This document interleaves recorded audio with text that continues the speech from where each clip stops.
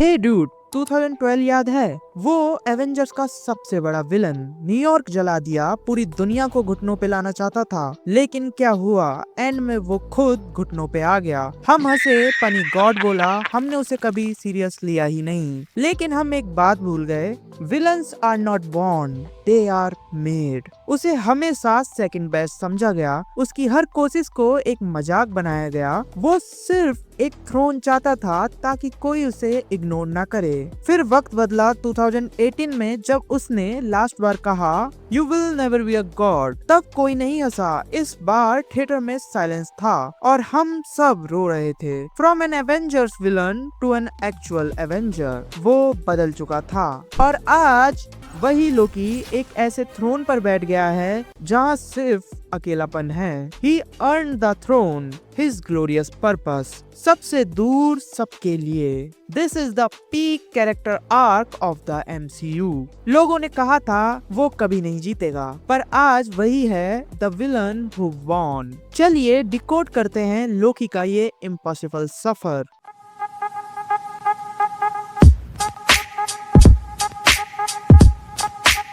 Hello everyone, let's be real. Loki पैदाइशी villain नहीं था। उसका ओरिजिन पावर से नहीं, वैलिडेशन की भूख से शुरू होता है। थॉर पार्ट 1 में जब उसे पता चलता है कि वो एक फ्रॉस्ट जायंट है, एक स्टोलन रिलिक जिसे ओडिन ने पॉलिटिकल ट्रॉफी की तरह अडॉप्ट किया, वहाँ उसकी पूरी दुनिया टूट जाती है। सोचो, आप एक ऐसे घर में बड़े हुए जहाँ आपका भाई थॉर एरोगेंट है, लाउड है, पर सबका फेवरेट है, और आप स्मार्ट हो, काम हो, पर इनविजिबल हो। लोकी का सबसे बड़ा डर कंफर्म हो गया, मैं कभी इनफ नहीं था। उसका डायलॉग याद है, I could have done it father. वो थ्रोन नहीं मांग रहा था, वो कह रहा था please tell me I matter. उसका हर एक्शन का रूट वर्ल्ड डोमिनेशन नहीं था, वो एक इमोशनली फ्रैक्चर्ड बच्चा था जो गलत तरीके से अटेंशन मांग रहा था। फिर आती है द एवेंजर्स। लोकी के पास स्केप्टर है, आर्मी है, कॉन्फिडेंस है, पर अंदर से वो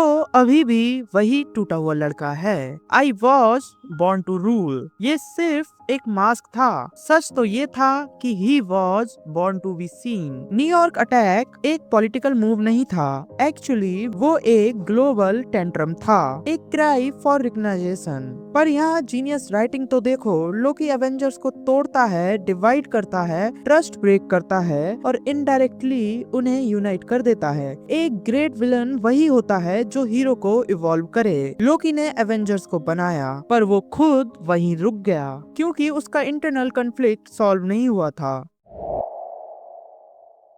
लोकी की लाइफ तब बदलती है जब वो सब कुछ खो देता है। द डार्क वर्ल्ड में फ्रिगा की मौत ने उसे अंदर तक तोड़ दिया, क्योंकि वही एक थी जो उसे बिना किसी कंडीशन के प्यार करती थी। लोकी ने हर बार गलत डिसीजन लिए, हर बार सबको धोखा दिया और हर बार वो पहले से ज्यादा अकेला होता गया। लेकिन थॉर रैग्नारॉक में हमें एक नया डायनामिक दिखा। वो पुरानी दुश्मनी अब एक टॉम एंड जेरी वाले रिश्ते में बदल चुकी थी। लोकी को समझ आ गया था कि वो जितना भी भाग ले, उसका रास्ता थॉर से ही होकर गुजरता है। वो गेट हेल्प वाला सीन सिर्फ मजाक नहीं था, वो एक सिग्नल था, दोनों भाई अब एक पेज पर हैं। थॉर ने जब लोकी से कहा Loki I thought the world of you, तब लोकी को एहसास हुआ कि उसका भाई उसे अब भी उतना ही प्यार करता है। और जब ओडिन ने मरने से पहले उसे माय सन्स बोला, वो 15 साल का वैलिडेशन का इंतजार खत्म हो गया। वहाँ उसे वो एक्सेप्टेंस मिल गई जिसके लिए वो भटक रहा था।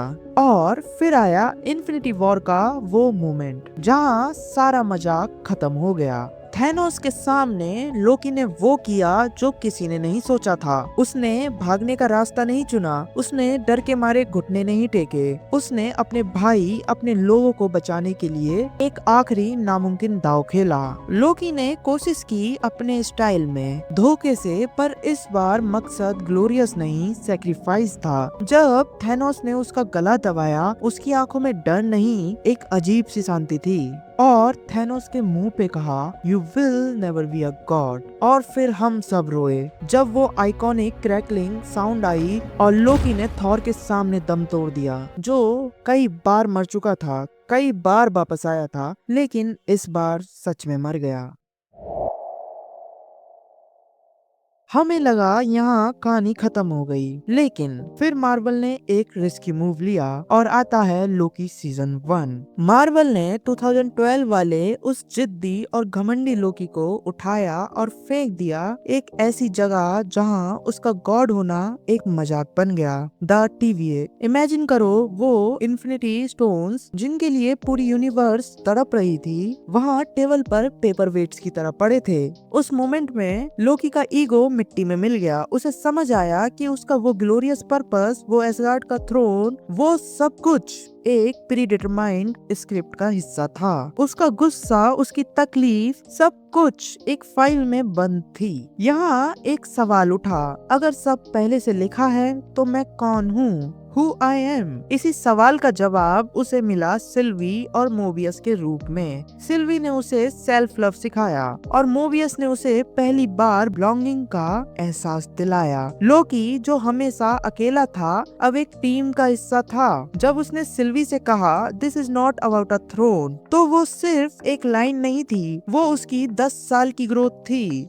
वो अब विलन बनना चूज नहीं कर रहा था, वो एक इंसान बन रहा था जो अपने दोस्तों के लिए फिक्रमंद था। फिर आता है सीजन 2 का फिनाले, मार्वल राइटिंग का वो ऊंचा शिखर जहां सिर्फ इमोशन बोलते हैं। लोकी अब सिर्फ दोस्तों को बचाना नहीं चाहता था, वो पूरे मल्टीवर्स की आखिरी उम्मीद बन चुका था। एक बार सोचो, उसने सदियां, सेंचुरीज बिताई फिजिक्स सीखने में, एक एक सेकंड को मिलियंस ऑफ टाइम रिपीट किया ताकि वो उस लूम को फिक्स कर सके। वो नामुमकिन को मुमकिन बनाने की जिद पर अड़ा था, पर हर बार वो फेल हो रहा था। हर रास्ता मौत पर खत्म हो रहा था। तब उसे मोबियस की वो बात याद आई जो इस पूरे आर्क का निचोड़ है, most purpose is more burden than glory. Loki को फाइनली समझ आ गया कि ग्लोरियस पर्पस का असली मतलब ताज पहनकर राज करना नहीं, बल्कि सबका बोझ अपने कंधों पर उठाना है। असली गॉड वो नहीं जो रूल करे, बल्कि वो है जो सर्व करे। Now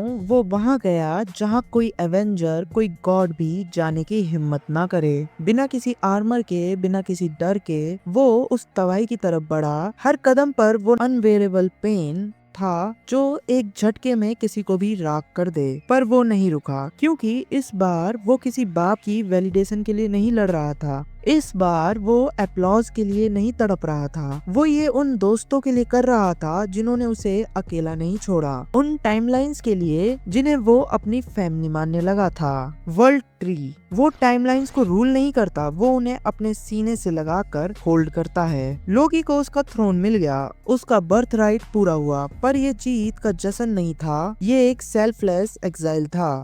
I know what kind of God I need to be. For you. For all of us. आपको लोकी का ये ट्रांसफॉर्मेशन कैसा लगा? क्या ये MCU का सबसे बेस्ट कैरेक्टर आर्क है? कमेंट में अपना ग्लोरियस ओपिनियन जरूर देना। एंड मेरे दिल की बस एक ही तमन्ना है, डूम्सडे में थॉर एंड लोकी का फिर से एक बार मीटअप करा दो यार। I mean वो ब्रदर्स बॉन्ड, भाई वो इंटेंसिटी पीक होगी। चलो मिलते हैं नेक्स्ट वीडियो में, बाय।